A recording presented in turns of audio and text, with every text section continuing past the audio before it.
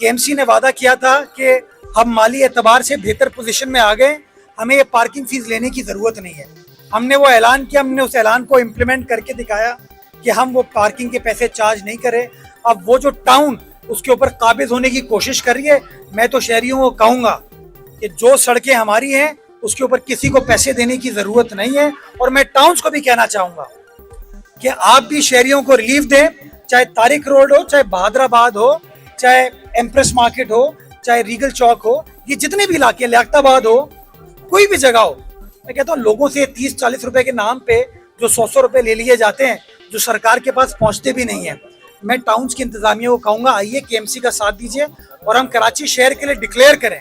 कि कोई इंतजामिया इस शहर में किसी माफिया के साथ नहीं है। और जिस तरह केएमसी ने इस पार्किंग फी को माफ कर दिया है सड़कों से, उसी तरीके से टाउन्स भी अब इन सड़कों से पार्किंग के पैसे नहीं लेंगे।